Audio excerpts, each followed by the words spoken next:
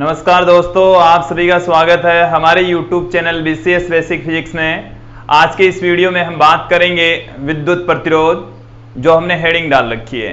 ये कक्षा 12 का एक टॉपिक है जिसमें हम विद्युत प्रतिरोध क्या होते हैं, कितनी प्रकार के होते हैं, और उसमें से हम मोस्टली कार्बन प्रतिरोध का अच्छे से यहाँ पर अध्ययन करने वाले हैं।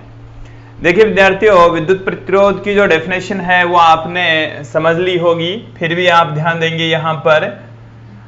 देखिए, धारा के मार्ग में उत्पन्न बाधा विद्युत प्रतिरोध कहलाती है। धारा है, उसके मार्ग में जो बाधा उत्पन्न होती है, रुकावट उत्पन्न होती है, जो व्यवधान होता है, उसी को ही हम विद्युत प्रतिरोध कहते हैं। एक बार समझ लेंगे, धारा के मार्ग में उत्पन्न बाधा क्या कहलाता है? विद्युत प्रतिरोध कहलाता है।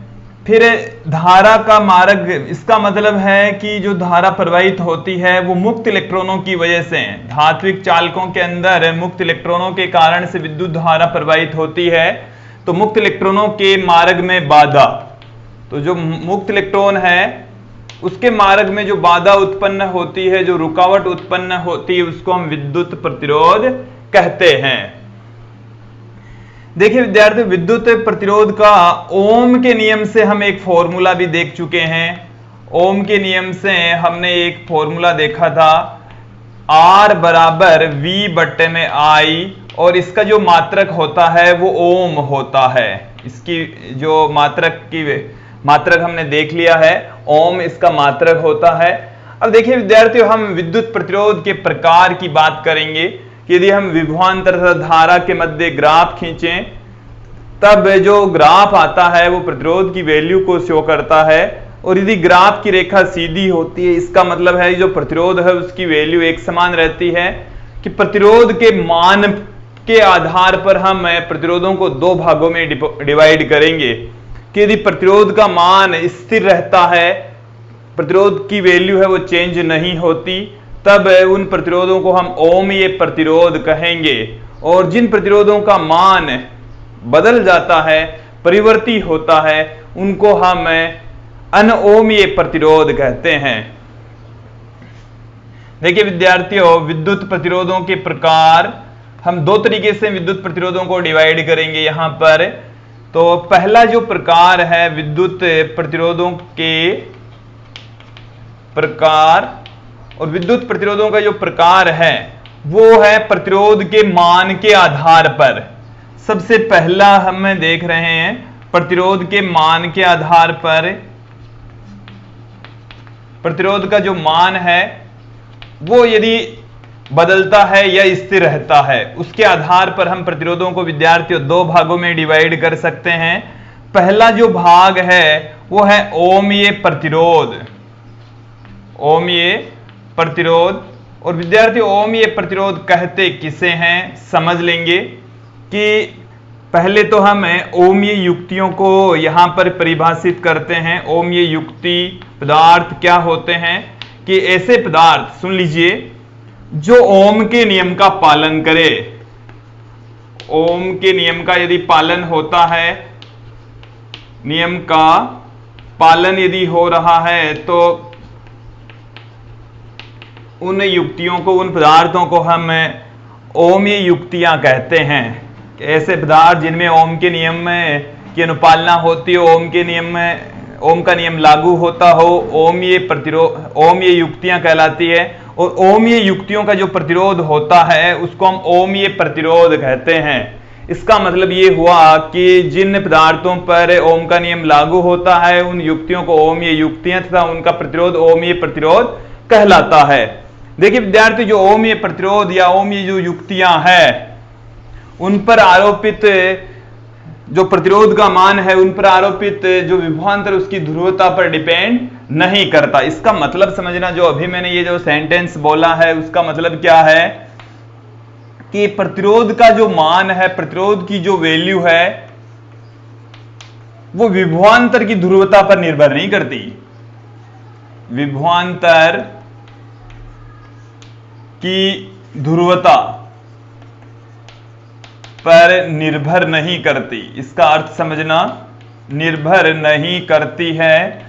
देखिए विद्यार्थियों, क्या है इसका मतलब? इसका मतलब यह है कि आपके पास में ये कोई चालक है, इधर आपने विभवांतर इसके सिरों पर लगाया V विभवांतर लगाया, तब इसका प्रतिरोध आया V बट्टे में I, इसमें से बहने वाली धारा है। इस वाले सिरे को आपने रखा पॉजिटिव, इस वाले सिरे को रखा नेगेटिव, मतलब इस वाले सिरे को उच्च विभव पर, इस वाले सिरे को निम्न विभव पर। चालक में से धारा उच्च विभव से निम्न विभव की ओर प्रवाहित होती है, प्रतिरोध R आता है। देखिए, यदि विभवांतर की ध्रुवता बदल दी, इसका मतलब है यदि आप इस तरफ धनात्मक विभव ले लें, इस तरफ आप ऋणात्मक विभव ले लें, आपने ध्रुवता बदल दी, आपने आरोपित विभवांतर की दिशा चेंज कर दी। और यदि आरोपित विभवांतर की दिशा चेंज करने पर भी प्रतिरोध का मान नहीं बदलता हो, तो उन प्रतिरोधों को हम ओमीय प्रतिरोध कहते हैं।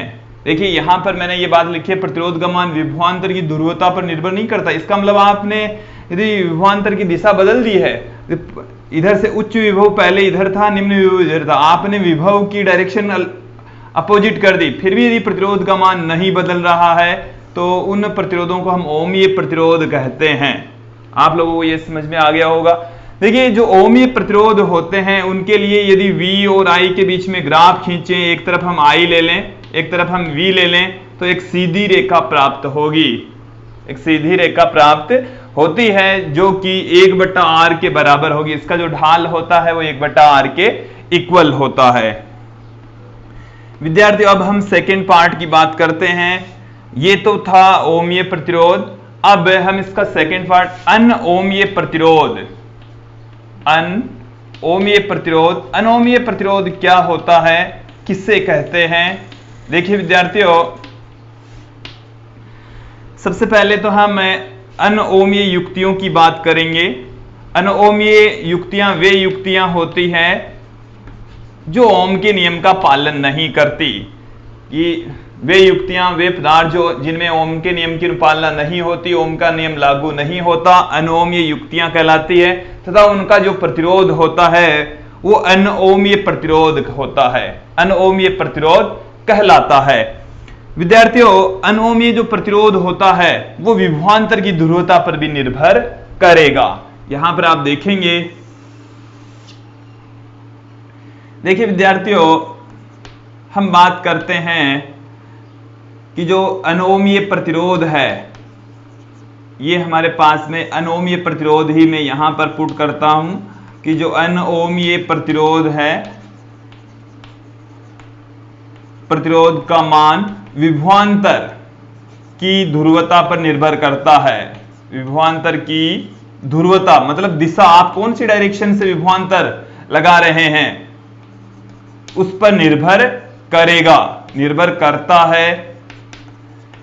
देखिए विद्यार्थियों, ये यहां पर जो प्रतिरोध है उसकी वैल्यू स्थिर नहीं रहेगी, ओम का नियम लागू नहीं होगा, और इसी कारण से उन युक्तियों को अनओमीय युक्तियां तथा प्रतिरोधों को अनओमीय प्रतिरोध कहते हैं। जैसे हम बात करें, हम टॉर्च की बात करें, हमारे बुक में एक एग्जाम्पल टॉर्च का दे रखा है। यदि हम I और V के बीच में ग्राफ खींचें तो हमारे पास में ऐसा ग्राफ प्राप्त होगा कि यदि हम विभवांतर बढ़ा रहे हैं तो प्रारंभ में तो यहां पर ओम का नियम लागू होता है, फिर धारा का मान लगभग स्थिर हो जाता है। ये किसी टॉर्च के लिए है, टॉर्च के बल्ब के लिए प्रतिरोध की जो वैल्यू है वो इस प्रकार से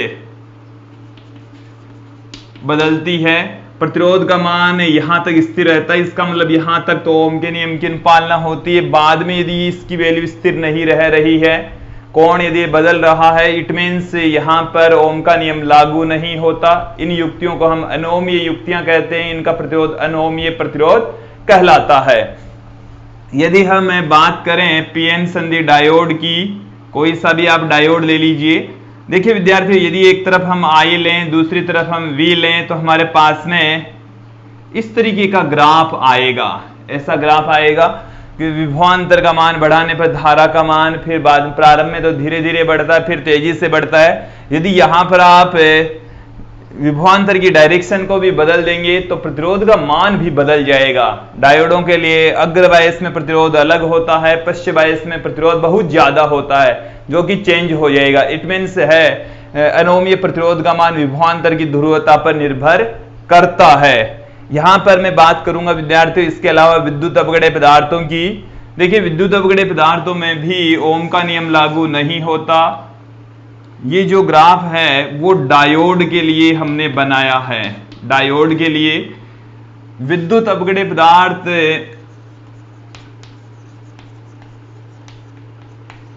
विद्युत अपघट्य पदार्थों के अंदर देखिए विद्यार्थियों क्या होगा, यदि हम I और V के बीच में ग्राफ खींचें, हमारे पास में इस तरीके का ग्राफ प्राप्त होगा। प्रारंभ में वोल्टेज बढ़ाने पर धारा नहीं बहती, फिर जब वोल्टेज का मान और अधिक बढ़ाया जाता है तो फिर धीरे धीरे धारा के मान में वृद्धि होती है, और ये जो ग्राफ प्राप्त होता है वो सीधा प्राप्त नहीं होता। इट मीन्स यहां पर ओम का नियम लागू नहीं होता। इसका मतलब ये अनोम्य युक्ति है, इसका प्रतिरोध अनोम्य प्रतिरोध कहलाता है। आप लोगों को यहां तक ये वीडियो अच्छे से समझ में आया होगा। अब देखिए विद्यार्थियों, हम प्रतिरोधों का ये तो जो प्रतिरोधों का हमने दो प्रकार देखे, वो प्रतिरोध के मान के आधार पर। इसके अलावा हम प्रतिरोध है वो किसका बना होता है, उसके जो मीटर है जिस मीटर का बना होता है उसके आधार पर भी हम प्रतिरोधों को दो भागों में डिवाइड कर सकते हैं। फिर से हम बात करेंगे प्रतिरोध के प्रकार की। तो विद्यार्थियों प्रतिरोध के जो प्रकार है उसमें भी यहां पर भी आप देखेंगे प्रतिरोध दो प्रकार के होते हैं, उनके मीटर किससे बने हुए हैं उसके आधार पर। एक तो होते हैं तार आबद्ध प्रतिरोध, तार आबद्ध प्रतिरोध। दूसरा जो इसका प्रकार है वो है कार्बन प्रतिरोध। ये वाला इंपॉर्टेंट है, कार्बन प्रतिरोध। हम सर्वप्रथम बात करेंगे तार आबद्ध प्रतिरोध क्या है। ये हम बात करेंगे तार आबद्ध प्रतिरोध क्या होता है। तार आबद्ध प्रतिरोध का अर्थ यह है कि ये तारों से ही मिलकर बना होता है। ये एक्चुअल में मिश्र धातुओं से मिलकर बना होता है, मिश्र धातुओं के बने होते हैं। और विद्यार्थियों ये जो तार आबद्ध प्रतिरोध है वो मुख्यतः मैग्नीन मिश्र धातु से, कॉन्स्टेंटन हो सकती है, यूरेका या नाइक्रोम की बनी होती है। ये जो तार आबद्ध प्रतिरोध हैं वो मिश्र धातुओं के होंगे। ये जो मिश्र धातुएं हमने बताई इनमें से हो सकते हैं। और विद्यार्थियों ये इसमें पूरे तार का ही प्रयोग किया जाता है, प्रतिरोध के रूप में तार का ही प्रयोग किया जाता है, और अधिक प्रतिरोध पर लंबे तारों का प्रयोग किया जाता है, जो कि थोड़ा सा सुविधाजनक नहीं होता। विद्यार्थियों हालांकि जो मिश्र धातुओं से बने हुए प्रतिरोध हैं ये इनकी जो वैल्यू है वो ताप पर बहुत ही कम डिपेंड करती है। इनका जो प्रतिरोध ताप गुणांक होता है वो बहुत ही कम होता है। प्रतिरोध ताप गुणांक विद्यार्थियों एक ऐसा गुणांक है जो ये शो करता है कि ये जो मैटर है किसी मैटर के लिए ये बताएगा कि ये मैटर ताप पर कितना निर्भर करता है, ताप पर किस तरीके से निर्भर करता है। यदि प्रतिरोध ताप गुणांक धनात्मक होता है इसका मतलब है ताप बढ़ाने पर प्रतिरोध की वैल्यू बढ़ जाएगी, और प्रतिरोध ताप गुणांक ऋणात्मक होता है इसका मतलब ताप बढ़ाने पर प्रतिरोध की वैल्यू घट जाएगी। और यदि प्रतिरोध ताप गुणांक बहुत कम होता है इसका मतलब ताप बढ़ाने पर प्रतिरोध की वैल्यू बहुत ही कम बढ़ेगी। तो मिश्र धातुओं का जो प्रतिरोध ताप गुणांक होता है बहुत कम होता है, इसका मतलब ये हुआ कि ताप बढ़ाने पर इनकी जो प्रतिरोध की वैल्यू है, प्रतिरोधकता है, वो बहुत ही कम प्रभावित होगी, न के बराबर प्रभावित होती है। इसलिए थोड़े से काम के होते हैं, बट इनकी साइज काफी ज्यादा होती है। इसलिए जो दूसरा प्रकार वाला है प्रतिरोध उसको बहुतायत काम में लिया जाता है, विद्युत उपकरणों में काम में लिया जाता है, विद्युत युक्तियों में काम में लिया जाता है। दूसरा जो प्रतिरोध है उसको हम कहते हैं कार्बन प्रतिरोध। कार्बन प्रतिरोध नाम से ही स्पष्ट है कि ये कार्बन के बने होते हैं। विद्यार्थियों ये कार्बन के बने होंगे। इन प्रतिरोधों का आकार छोटा होता है, साइज काफी छोटी होती है, कीमत भी बहुत कम होगी, इनको यूज में लेना बहुत ही आसान काम है। इसलिए कार्बन प्रतिरोधों का बहुतायत प्रयोग होता है। विद्यार्थियों कार्बन प्रतिरोध होते किस तरीके के हैं ये काफी इंपॉर्टेंट भी है विद्यार्थियों, वैसे भी टॉपिक। इनके ऊपर 4 रंगों की पट्टियां होती है, 4 रंगों की पट्टियां होती हैं, और उन 4 रंगों की जो पट्टियां हैं उनका अपना अपना अलग अलग मतलब होता है। और विद्यार्थी वो मतलब समझने के लिए यहां पर हम एक सारणी का निर्माण करेंगे। इसको हम वर्ण कोड सारणी कहते हैं। वर्ण कोड सारणी कहा जाता है, कार्बन वर्ण कोड सारणी कहते हैं। यहां पर आप देखेंगे वर्ण कोड सारणी का निर्माण हम करेंगे। वर्ण कोड सारणी, देखिए विद्यार्थी वर्ण कोड सारणी को भी याद करने का तरीका है, विभिन्न जो रंग हैं रंगों के नाम मैं यहां पर पुट करूंगा। फिर मैं यहां पर पुट करने वाला हूं सार्थक अंक, फिर अगला जो कॉलम आएगा वो आएगा गुणक का, फिर जो अगला कॉलम आएगा उसके बाद में वो सहनशीलता या सहायता को बताएगा। आपको कार्बन प्रतिरोधों की वैल्यू फाइंड आउट करने के लिए इस वर्ण कोड सारणी को अच्छे से याद करना ही पड़ेगा। विद्यार्थियों इस वर्ण कोड सारणी में जो पहला रंग है वो है काला,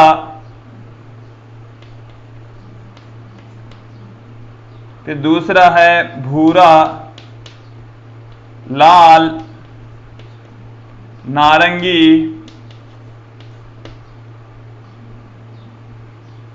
पीला, हरा, नीला, नीले के बाद में आएगा हमारे पास में वॉयलेट, जिसे हम बैंगनी कह रहे हैं, बैंगनी। फिर आएगा विद्यार्थियों धूसर कलर, फिर सफेद, फिर सुनहरा, फिर चांदी कलर आ जाएगा, फिर रंगहीन। रंगहीन मतलब कोई कलर नहीं। इनको याद करने का जो तरीका है विद्यार्थियों, रटने का जो तरीका है वो क्या है? B Roy, Great Britain, very good wife, wearing golden silver necklace. देखिए विद्यार्थी ये हमारे पास में आ गए हैं वर्ण कोड सारणी में जो विभिन्न रंग होते हैं उनके नाम। और विद्यार्थी यहां पर आप देखेंगे कि ये जो बी का मतलब है ये ब्लैक कलर आएगा, फिर ब्राउन आएगा, फिर रेड कलर आएगा, फिर ऑरेंज कलर आएगा, फिर येलो कलर आएगा, फिर ग्रीन आएगा, फिर ब्लू आएगा, फिर वॉयलेट आएगा, फिर ग्रे कलर आएगा, फिर वाइट कलर आना है, फिर गोल्डन, सिल्वर और ये 9 कलर। इस तरीके से कलर होंगे। और विद्यार्थियों प्रत्येक कलर के लिए सार्थक अंक अलग अलग होता है। ये 0 होगा, ये 1 2 3 4 5 6 7 8 और 9, इनके लिए कोई सार्थक अंक नहीं होंगे। अब देखिए इनके गुणक की हम बात करें विद्यार्थियों, काले रंग का यदि गुणक हो तो उसका मतलब है 10 की घात 0, 10 की घात 1, 10 की घात 2, 10 की घात 3, 10 की घात 6, 7, 10 की घात 8, 10 की घात 9। और फिर आप देखेंगे विद्यार्थियों यहां पर 10 की घात -1 और 10 की घात -2 भी होती है। 10 की घात -1 और 10 की घात -2 भी हो सकती है। और जो सुनहरा कलर है इसके लिए सहायता होती है 5%, फिर गोल्ड जो चांदी कलर है उसके लिए 10%, और यदि कोई कलर नहीं है इसका मतलब है 20%। यहां तक ये खाली रहेगी, इसका लास्ट कॉलम खाली रहेगा, इसके लास्ट वाले 3 कॉलम खाली रहेंगे। सारणी हमने बनाई है, इस सारणी का मतलब क्या है इसको आपको समझना है, क्या होता है, इनका अर्थ क्या होगा। यहां पर देखिए विद्यार्थी, जो कार्बन प्रतिरोध होता है उसके ऊपर 4 विभिन्न रंगों की पट्टियां होती है और उन रंगों का अपना एक मतलब होता है, अर्थ होता है, वो यहां पर आपको समझना है। मैं यहां पर एक कार्बन प्रतिरोध का निर्माण कर रहा हूं। कार्बन प्रतिरोध एक बिल्कुल छोटे से बेलन के रूप में होता है जिसमें 2 टर्मिनल होंगे। ये एक टर्मिनल होता है, ये दूसरा वाला टर्मिनल होता है। इसके ऊपर 4 विभिन्न रंगों की पट्टियां होगी कि ये एक रंग आ गया,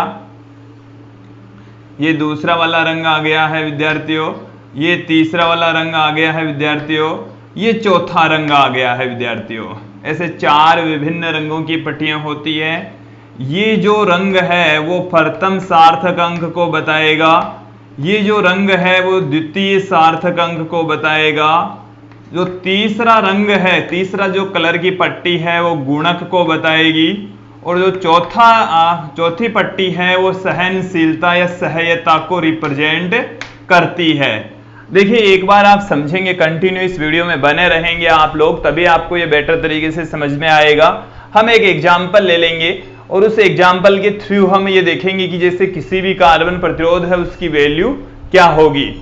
विद्यार्थियों यहां पर हम रंगों का नाम देखकर उसके सार्थक अंक, गुणक और सहनशीलता देखकर किसी भी कार्बन प्रतिरोध की वैल्यू फाइंड आउट कर सकते हैं, और यदि वैल्यू पता हो तो उनकी पट्टियों का रंग हम बता सकते हैं। दोनों ही देखेंगे हम।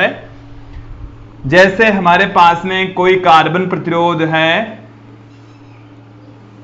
विद्यार्थी, ये कोई कार्बन प्रतिरोध है, और यहां पर जैसे हम कंसीडर कर लें कि जो 4 पट्टियां हैं उसमें जो पहली पट्टी है वो है बैंगनी रंग की, दूसरी जो पट्टी है वो है लाल रंग की, तीसरी जो पट्टी है वो है हरे रंग की, और जो चौथी पट्टी है वो है सुनहरे रंग की। ये हमारे पास में एक कार्बन प्रतिरोध है, कार्बन का बना होता है, बहुत छोटा सा होता है, और उस पर 4 विभिन्न रंगों की पट्टियां होती है जो कार्बन की वैल्यू को शो करती है। यहाँ पर हमने एक कार्बन प्रतिरोध लिया है जिस पर 4 विभिन्न रंग है, बैंगनी, लाल, हरा और सुनहरा। फिर आपको चलना है अपनी कार्बन वर्ण कोड सारणी पर। देखिए इस प्रतिरोध की वैल्यू क्या है। पहला रंग प्रथम सार्थक अंक को बताएगा, दूसरा रंग दूसरे सार्थक अंक को बताएगा, तीसरी जो पट्टी है वो हमारे को गुणक को बताएगी, चौथी पट्टी है वो सहनशीलता को बताएगी। देखिए विद्यार्थी यहां से आप देखिए बैंगनी जो रंग है वो कहां है, ये रहा, ये प्रथम सार्थक अंक को बताएगा, इसका मतलब पहला अंक हमने रख दिया। दूसरा रंग है इसमें लाल, फिर आपको सार्थक अंक ही देखना है। लाल के लिए सार्थक अंक है 2, और उससे पहले सार्थक अंक के ठीक पास में आपको दूसरा सार्थक अंक पुट करना है, तो ये 72 हो जाएगा। बैंगनी रंग के लिए सार्थक अंक है विद्यार्थियों 7, लाल रंग के लिए सार्थक अंक है 2, तो इन दोनों को एक साथ में रखेंगे तो ये 72 हो गया, 72 हो गया। तीसरा जो रंग है वो इसके गुणक को बताएगा। तीसरा रंग यहां पर हरा है और हरे के सिद्ध में आपको गुणक देखना है, तो गुणक यहां पर 10 की घात 5 है, वो आपको गुणा में आपको 10 की घात 5 लिखना है। और ये हमारे पास में जो प्रतिरोध है उसकी वैल्यू आ गई है ओम में, प्रतिरोध की वैल्यू आ गई है ओम में। अब इसका जो मान है वो थोड़ा सा ऊपर नीचे हो सकता है, तो प्लस माइनस में वो आपको सहनशीलता बतानी है। और सुनहरे रंग के लिए आपको सहनशीलता देखनी है, सहायता देखनी है, जो कि 5% है, तो ये 5%, तो इसकी वैल्यू ऊपर नीचे हो सकती है। यदि ये 4 रंगों की पट्टी हो तो उन का जो वैल्यू है, प्रतिरोध की वैल्यू है वो है ये 72 गुणा 10 की घात 5 ओम प्लस माइनस 5%। आप लोगों को भी ये समझ में आया होगा। अब हम इसका ठीक अपोजिट वाला लेते हैं। जैसे हमारे पास में प्रतिरोध की वैल्यू दी हुई हो तो रंगों का कौन कौन से रंग होंगे, जैसे हम कंसीडर कर लें हमारे पास में जो पट्टी है उसके रंग ज्ञात करने हैं, जबकि प्रतिरोध के मान दिए हुए हैं। अब की बार इससे ठीक अपोजिट वाला लेकर हम चलते हैं। जैसे हमारे पास में 6 मतलब 63 गुणा 10 की घात 4 ओम प्लस माइनस 10% दे रखा है। आर की वैल्यू हमारे को 63 गुणा 10 की घात 4 ओम प्लस माइनस 10% दे रखा है। हमारे को ये पूछा है कि जो कार्बन प्रतिरोध है उनकी विभिन्न रंगों की पट्टियां में कौन कौन से रंग होंगे। ये जैसे हमने कंसीडर कर लिया हमारे पास में कार्बन प्रतिरोध है और ये इसमें मौजूद विभिन्न रंगों की पट्टियां हैं। तो विद्यार्थियों आपको क्या करना है, इस कार्बन प्रतिरोध की वैल्यू देखनी है। पहला जो अंक है वो प्रथम सार्थक अंक को बताता है, दूसरा सार्थक अंक है ये गुणक को बताता है और ये सहनशीलता को बताता है। तो जो 6 सार्थक अंक है वो कौन से रंग के लिए है वो रंग यहां पुट कर देंगे। 3 कौन से रंग का सार्थक अंक है वो यहां पुट कर देंगे। फिर 10 की घात 4 किस रंग के लिए गुणक होता है और 10% सहनशीलता कौन से रंग के लिए होती है वो यहां पर हमारे को सारणी से देखकर याद करके फिर पुट करनी है। विद्यार्थियों 6 सबसे पहला जो अंक है सार्थक अंक 6 है। 6 के लिए विद्यार्थियों यहां पर कलर है नीला और विद्यार्थियों नीला ये जो कलर है वो है नीला। दूसरा जो सार्थक अंक है वो 3 पर चलेंगे। 3 के लिए रंग है नारंगी। 3 के लिए विद्यार्थियों रंग है नारंगी। और जो तीसरा है वो है 10 की घात 4। 10 की घात 4 के लिए विद्यार्थियों यहां पर है पीला। तो ये जो तीसरा कलर आएगा वो यहां पर पीला है विद्यार्थियों। और जो चौथा कलर है वो है 10% सहनशीलता के लिए जो कि चांदी कलर के लिए है, चांदी सा कलर के लिए है। आप लोगों को ये वीडियो अच्छे से समझ में आया होगा। इस टेबल को याद करने का तरीका यही है कि इनके जो रंग है उनके अंग्रेजी में नाम याद रखें। Black, brown, red, orange, yellow, green, blue, violet, grey, white, golden, silver और नो कलर। तो ब्लैक के लिए बी आ गया, ब्राउन के लिए भी बी आ गया, रेड के लिए आर आ गया, ऑरेंज के लिए ओ, येलो के लिए वाई, ग्रीन के लिए ग्रेड के लिए ग्रीन आ गया। इस तरीके से हमने सबको एक तरीके से व्यवस्थित किया है ताकि आराम से अच्छे से याद हो सके। तो आप लोगों को ये वीडियो समझ में आया होगा। ऐसे ही आप और भी एग्जाम्पल करके देखेंगे तो बेटर तरीके से समझ में आएगा। बोर्ड एग्जाम की दृष्टि से काफी इंपॉर्टेंट टॉपिक है। क्वेश्चंस चाहे इस टाइप का पूछा जाए चाहे इस टाइप का पूछा जाए, 1 नंबर का क्वेश्चन मोस्टली पूछ लेते हैं। धन्यवाद।